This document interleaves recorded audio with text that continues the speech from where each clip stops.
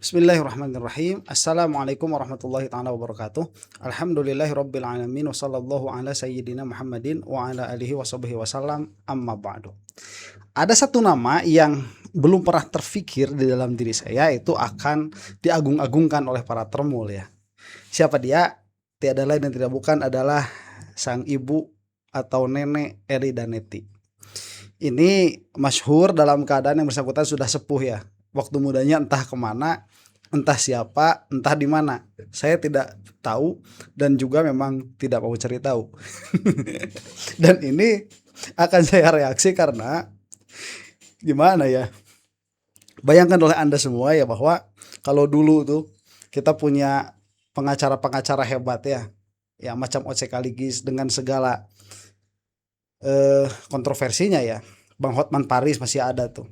Kemudian dulu tuh siapa yang bapaknya Samson itu, yang bapaknya yang nyanyi aku adalah lelaki, itu siapa sih? Samson, Bams ya kalau nggak salah ya. Nah itu bapaknya Bams, itu siapa dulu namanya? Kalau tidak sudah wafat kalau tidak salah ya. Itu apa namanya, orang-orang hebat, orang-orang keren, itu pengacara-pengacara lah ya, dengan semua kontroversinya. Tetapi kalau membicarakan tentang hukum, wah itu adalah sebuah sebuah edukasi bagi masyarakat. Timbul nih orang macam Ely Danetti, dipakai pengacara sampai Egy Sujana, kemudian diterima dan diglorifikasi. Ini hampir setiap hari lewat di beranda saya, entah kenapa ya. Jadi sebetulnya ada beberapa pilihan membuat video, ada beberapa pilihan tema, termasuk Rhoma Irama ya. Bagi yang mau saya komentar tentang Rhoma Irama yang terbaru yang kemarin, silahkan tuliskan di bawah kolom komentar. Cuma entah kenapa hati saya ini kok ingin mereaksi Ibu Ely ini ya. Setelah kemarin kata si Mosato itu ini adalah ahli ya. Seperti siapa? Seperti Bu Ely Danetti ya begitu, Ibu Ely. Aduh, saya pikir begini, kalau ahli yang seperti ini sudah dianggap ahli, dan bayangkan sama kita semua ya, di sana ada siapa namanya itu, ada humas macam Behudi 52M itu ya, katanya Behudek itu ya, Behudi dalam waktu dekat. Itu kepanjangannya. Kemudian siapa, Ely Danetti di sini. Kemudian orang macam Ade Darmawan. Ini kan orang-orang yang seharusnya dikerangkeng secara pengetahuan ini kok dilepaskan begitu saja. Nah makanya kita akan melihat kekonyolannya begitu. Itu yang akan kita lihat, karena orang seperti ini diajak berdebat tidak akan bisa, gak bakalan bisa, karena mereka itu tidak pernah memahami mahallun niza itu. Kalau di dalam ilmu perdebatan tuh, ilmu munazorat, mahallun niza itu subjek perbahasan yang sedang kita perdebatkan. Gak bakalan bisa mereka itu. Makanya mereka itu larinya kemana? Harus bisa menjaga sikap.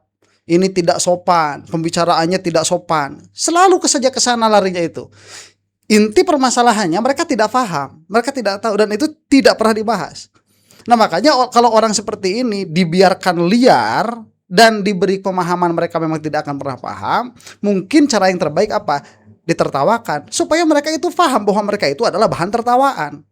Ya, itu yang sekiranya yang harus dibicarakan. Dan saya tidak tahu yang kemana para ahli hukum yang lain itu, yang dalam pengertian saya bukan ahli hukum ya. Para ahli hukum itu kemana begitu? Saya mah ahli di dalam pola berpikir aja. Itu saya bisa mengklaim itu, dan siapapun yang tidak terima silahkan rod saya ya. Silahkan challenge saya kalau tidak terima itu. Nah ini jadi kita akan menyaksikan ini karena lewat di beranda saya, judulnya itu Roy Suryo disuruh tobat ya oleh Ibu Ely Danetti lah. Demikianlah adanya. Dan ini untuk 23 tahun ke atas ya, karena bisa menyebabkan pusing-pusing, kepala sakit. Jadi saya ganti kacamata dulu. Saya -6, jadi kalau pakai kacamata ini layar nggak kelihatan ya. Nah begitu.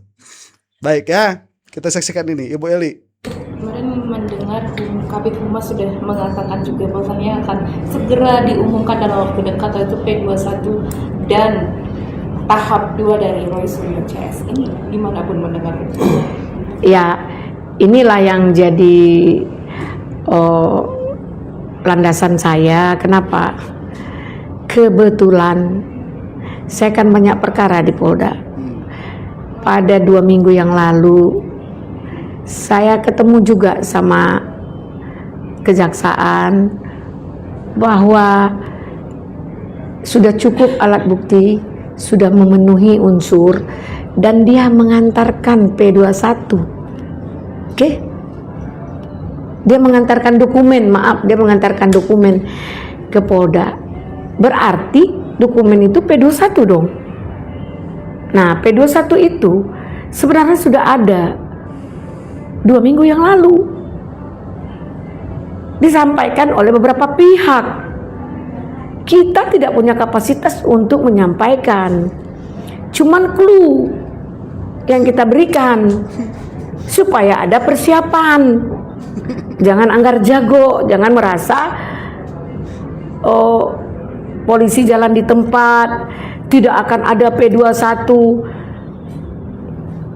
Dan ada clue dari Pak Budi itu dua kali minggu lalu akan rilis. Kemarin juga dia Iya itu budak itu ya, Budi dalam waktu dekat. Kalau itu sudah ada dari 2 minggu yang lalu P21, apakah boleh mendiamkan seperti itu bagi Roy Suryo dan kawan-kawan tanpa kepastian hukum? Ini kan memperlambat jalannya progres atas orang yang sedang bertikai bersengketa tuh. Boleh nggak seperti itu? Ya nggak boleh lah. Nggak boleh. Terus apa kapasitasnya kepolisian itu kemudian membiarkan P21 yang katanya sudah sampai kepada mereka untuk tidak dilaporkan, untuk tidak segera ditaikan statusnya? Ini nih normalisasi seperti ini tidak boleh. Jadi jangan hanya karena kamu itu bela Jokowi, yang mana entah bagaimana ceritanya ini Eli dan Neti ngomongin Jokowi juga nggak punya standing ovation. Aduh, liur aing meliur. Anda yang melihat ini nggak ada manfaatnya, udah skip aja, udah lewat saja. Video ini udah lewat saja. Cuman kalau mau melihat ini nih spesies seperti inilah ahlinya para termul. Silakan teruskan begitu ya. Jangan lupa agak diburamkan sedikit penglihatannya. Siapa bilang P21 tidak ada? Itu dari Pak Budi loh. Berarti P21 sudah ada kan? Nah, mungkin kalian ngotot-ngotot pingin P21 itu dirilis atau ditayangkan itu kepentingannya apa? Mau disampaikan P21 itu di media atau tidak? Itu kan lain soal. Bisa saja tanpa dirilis P21-nya, cuman diberitahukan nanti undangan P21 sudah terpenuhi dan dilanjutkan proses tahap 2. Bisa saja trik-trik polisi melakukan hal-hal seperti itu. Ya nggak boleh, bisa saja. Ini orang siapa sih? Bisa saja nggak boleh lah, itu pelanggaran Ibu, itu kebohongan. Mengatakan bahwa dalam waktu dekat ini baru disampaikan kepada baru diberikan kepada kejaksaan, kemudian dikatakan tapi dalam kenyataannya sudah diterima, dan dalam kenyataannya itu tidak akan diberitakan ke media, tapi dia mengatakan bahwa dalam waktu dekat akan diberitakan ke media. Trik-trik seperti itu, bolehkah polisi seperti itu? Nggak boleh, nggak boleh. Apa landasan undang-undang yang membolehkan? Ya, kita itu harus cepat, sistem peradilan itu harus cepat. Itu adalah asasnya. Jadi kalaupun memang misalkan itu mau diteruskan, yang mana ini seharusnya tidak diteruskan karena cacat, saat diterima kembali itu P21 oleh kepolisian misalkan, kepolisian langsung langsung kabarkan. Atau kalau mau tidak langsung kabarkan, langsung beri surat. Ya, ini kok didiamkan dulu begitu ya, apa salahnya trik-trik semacam itu? Ini beneran dipakai sama Egy Sujana, ini orang macam begini. Egy Sujana udah kayak dulu kan cerdas yang bersangkutan itu ya. Egy Sujana dulu kan cerdas itu. Perlu nggak ini dirilis? Perlu nggak ini diumbar? Kan mereka juga punya kepentingan-kepentingan, punya ada proses-proses yang harus mereka jalani. Kalau mereka langsung umumkan, nanti dibilang gampang sekali polisi ini, seperti diintervensi dari pihak Solo gitu. Nah sekarang disampaikan pihak Solo sendiri sudah marah. Kenapa kok masih ditunda, belum juga gitu. Nah mungkin bagi orang-orang politik dan bagi penegak hukum yang profesional ya, yang cerdas dan menggunakan akal sehat, dia sudah tahu P21 itu ada. Karena banyak juga orang yang mengawal perkara ini. Karena orang udah muak gitu ya dengan statement-statement gila-gilaan yang kayak gila gitu. Itu sudah basi-basi gitu. Nih ya Eli ya, kepolisian itu tidak boleh mendengarkan desas-desus yang terjadi di masyarakat, tidak boleh. Bergerak saja sudah sesuai koridor hukum. Nanti kan bakal kelihatan kalau memang ada koridor hukum yang dilanggar atau tidak adanya koridor hukum yang dilanggar. Jadi ini mah kan kacaunya sudah berlapis-lapis ini. Lah kok saya juga dengerin omongannya Eli Dadet ini kepain. Dah skip. Saya mah mau nulisin aja ya. Karena orang seperti ini kalau misalkan tidak bisa berhenti dengan cara diberi argumen, mudah-mudahan dengan diketawain bisa berhenti. Itu ke itu. Jadi orang kadang muak gitu ya kan. Nah, kita sudah tidak melihat profesionalitas sebagai seorang Roy Suryo gitu. Nah, inilah yang menjadi pemicu dari persoalan ini. Ayo. Nah, jadi ini pemicu dari persoalan kita. Ini orang udah kelihatan gak profesional. Lagi wawancara, HP-nya bunyi. Aduh. Dalam perkara tentang ijazah ini, saya jujur sekali lagi saya sampaikan, saya bukan orang Pak Jokowi, saya bukan orangnya Roy Suryo atau lawan dari Roy Suryo, bukan. Saya adalah seorang praktisi hukum yang profesional menjalankan tugas saya, Profesional. dipercaya oleh klien saya. Profesional sebelah mananya? Dipercaya sama klien kamu? Iya. Siapa kliennya? Egy Sujana. Iya, itu mah dipercaya sama klien, betul. Profesional. Gak bakalan ikut-ikutan ngurus urusan Roy Suryo tuh kalau profesional mah. Ya. Ya, cuman itu. Dan saya punya argumen hukum, bisa berasumsi dengan pendapat hukum saya. Nggak bisa saya diintervensi. Nah, tentang perkara kemarin yang Mana atau undang-undangnya keluarin dong. Kalau misalkan ini adalah sebuah pendapat hukum, keluarkan undang-undangnya. Kita kalau di dalam berargumen fikih, misalkan kita mengeluarkan ayatnya, mengeluarkan hadisnya. Ini mana mengeluarkan ayatnya? Misalkan tadi polisi boleh intrik, boleh boleh ngibul sedikit begitu. Itu bahasa saya ngibul sedikit, Pak. Kalau kata si ibu ini kan tadi intrik tuh. Mana pasal-pasalnya? Keluarin dong. Ya, cerdaskan bangsa itu. Saya kan boleh berpendapat. Nggak bisa kalau kamu itu sebagai seorang pengacara, sebagai ahli, sebagai seorang profesional, landasilah pendapat-pendapat kamu itu dengan pasal-pasal. Kemudian pasal-pasal ini karena kita adalah negara yang sangat menganut kepastian hukum, itu harus linear dengan pendapatnya. Gimana sih ini? di TV, Roy Suryo selama ini juga ada hoaknya. Seperti dia bilang, ini dari Dian Sandi, ini dari Dian Sandi. Dibeberkan itu bukti dia. Sementara ternyata 2020 itu fotokopi sudah dia upload. Bahkan dia dipanggil oleh cyber. Bahkan udah ada barang bukti itu di cyber. Dan 2025 baru di take down-nya. Dia bilang nggak bisa lihat. Padahal kemarin saya lihat. Ternyata dia udah 2020 loh. Melakukan ujaran kebencian. Mendapatkan fotokopi dan barang-barang yang dipegangnya. Bisa pidana loh. Dia dapat dari mana? Udah kadaluarsa ibu, udah kadaluarsa. Sekarang itu ijazahnya sudah dikatakan dokumen publik, bukan dokumen pribadi. Lagi pula yang 2020 itu tidak ada mens reanya, tidak ada ujaran kebenciannya, nggak ada. Itu adalah sebuah klarifikasi. Dan yang diupload pun dia bukan ijazahnya Jokowi, tetapi itu adalah fotokopi dari yang disangkakan sebagai ijazahnya Jokowi. Tahun 2025 baru Dian Sandi itu ngefoto ijazahnya Jokowi, dan Jokowi itu diam saja. Itu baru pertama kali tuh diupload. Ini mah fotokopinya. Masa nggak bisa ngebedain ya perkara dengan kopi dari perkara? Masa nggak bisa ngebedain itu? Jadi ada 3 di sini nih spesimennya. Kalau kita berbicara, 1 ijazahnya yang itu kemudian fotokopi dari ijazahnya, kemudian yang diupload dari fotokopi ijazah ini, itu adalah bagian yang kedua. Yang ketiganya yang diupload oleh Dian Sandi. Makanya yang dijadikan objek penelitian bukan fotokopi yang diunggah atau unggahan fotokopi, bukan, tetapi unggahan dari ijazahnya Jokowi yang quote and quote katanya asli itu. Ya, fotokopi yang dimilikinya itu dipidanakan. Saya minta Pak Jokowi buat laporan dari mana dia dapat fotokopi tersebut. Selidiki, nanti akan terbongkar. Dari mana dia dapat fotokopi itu? Udah ada KIP itu, dokumen publik. Itu melanggar hak konstitusi kita sebagai Mana? warga negara. Kita punya siapa? hak profesi kita nggak boleh diumbar, nggak boleh diungkap gitu Mana di pasalnya muka publik. keluarin? Dengan Mana kepentingan pasalnya? apa? Kapasitas Keluarin. kita apa? Mana keluarin pasalnya?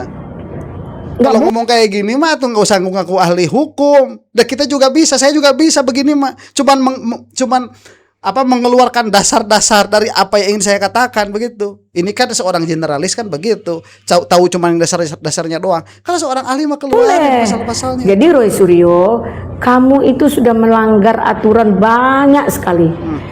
Dan kamu juga sudah berulang-ulang melakukan penghinaan.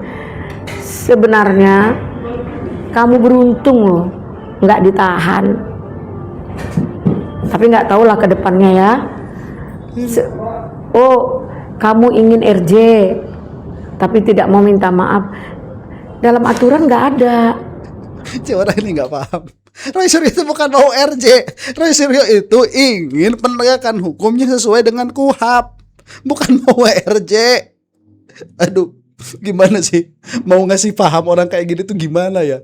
Coba gimana? Roy Suryo mau RJ tapi nggak mau minta maaf. Bukan RJ, Ibu. Ini ingin supaya kejaksaan itu melihat bahwa di sini banyak sekali pelanggaran hukum. Dan itu memang terjadi, dikeluarkan pasal-pasalnya tuh. Dengerin Refli Harun itu. Ada pasal-pasalnya yang dilanggar oleh penyidik. Bukan mau RJ. Roy Suryo itu bukan mau RJ. Bukan mau RJ. Ibu Eli dan Eti ini bukan mau RJ. Roy Suryo itu bukan. Kamu ingin RJ, nggak cukup barang bukti dan itu bukan unsur pidana. Kamu udah tersangka, berarti alat bukti sudah mencukupi. Maksudnya sudah ada mens reanya dan sudah due process of law sudah jalan gitu. Atas siapa? Atas pendapatnya penyidik yang mereka tidak mau transparan. Dipinta saja list buktinya itu tidak mau, kemudian buktinya tidak digelar perkarakan secara umum, ya itu nggak mau dilihat. Itu yang dipermasalahkan oleh Roy Suryo dan kawan-kawan. Ini saya nggak bisa kelihat nih sebenarnya muka saya kayak gimana sih. Kacamatanya bisa dengdek. Jadi itu. Aduh. Nah, kalau seperti itu, kamu ikuti aja profesional, ikutilah persidangan dengan baik. Kalau pengacara kamu cerdas, secepatnya tahap 2, secepatnya P21 itu ada, supaya proses hukum jalan dengan cepat, ada kepastian hukum dari kliennya, dari Roy Suryo, dan kepastian hukum dari Pak Jokowi. Kalau Pak Ugro bilang meragukan kehadiran Pak Jokowi, saya yakin sekali lagi menyampaikan 1000% Pak Jokowi harus hadir. Karena dia adalah pelapor. Iya, harus. Tapi bakal hadir enggak? Ya, kita kan melihat dari apa yang sudah terjadi beberapa kali pengadilan ini enggak datang. Jokodok itu enggak datang. Itu dari apa yang sudah terjadi. Masa mau dibodohin lagi? Ya, mau dibohongin lagi? Aduh. Jadi dia adalah akan hadir ketika ditampilkan saksi korban, ya. Nah, korban pencemaran nama baik tersebut, dia di situ akan membawalah barang bukti, alat bukti. Di sanalah kalian tanya Pak Jokowi nanti. Janganlah umbar-umbar. Sebagai pengacara berdebat bukan harus di media, di pengadilan. Nah, terus kamu ngapain? Mereka masih mending ada dalam satu kepentingan. Apa kepentingannya itu? Adalah membela Roy Suryo ya sebagai kuasa hukum. Lah kamu itu siapa? Makanya kemarin tuh saya bilang bawa kentut semuanya gitu. Artinya nggak sepatutnya di sana. Kalau tanya saya jawab. Tapi saya mau debat-debat nanti beda gitu. Debat saya 1-2 yang baik, 3-4 keluar kebun binatang gitu. Jadi saya menjaga itu gitu. Makanya saya memang saya seorang orang tua dari kampung ya. Saya orang tua dari daerah Riau sana. Tapi saya tahu diri dan tahu batas. Itu sangat tahu diuntung kalau orang Minang bilang gitu. Ada rumor yang beredar Ini sayangnya kan dijadikan para ahli ya, dijadikan ahli sama pihaknya para termul itu. Yalah sudahlah, coba kalau mau dengerin sendiri ya. Kalau mau denger itu ya. Kalau saya mau begini, sebentar kita ganti dulu ininya nih. Ya udah nggak bakalan dilihat. Aduh, ini nggak kelihatan timernya ini. Nah, baik. Jadi kesimpulannya apa? Ya, simpulkan sendiri. Banyak yang bilang, ayo kayak gini gak usah ditampilkan. Ya memang gak usah ditampilkan, tapi orangnya menampilkan diri begitu. Yang mana saya rasa ya kalau misalkan itu memang argumen yang berbobot, ya kita kita lihat kalau di argumen yang berbobot, kemudian memang tidak ada celahnya begitu ya, tidak ada itu argumen yang sangat kuat, harus kita terima. Ya, tapi kalau misalkan banyak celahnya, ya kita harus pertanyakan celah itu. Demikian. Ya, mudah-mudahan lah kita semua ada dalam lindungan Allah Subhanahu wa taala. Kalau saya mah kasihan ya sama Bu Eli ini salah gaul, atau mungkin Ege Suja ada yang salah gaul sama Bu Eli. Enggak tahu lah. Cuman kalau Indonesia ini dipenuhi dengan pengacara-pengacara semacam ini, gelap. Demikian ya, mudah-mudahan kita semua ada dalam mahfirah Allah Subhanahu wa taala. Wallahu taala a'lam bishawab. Assalamualaikum warahmatullahi taala wabarakatuh.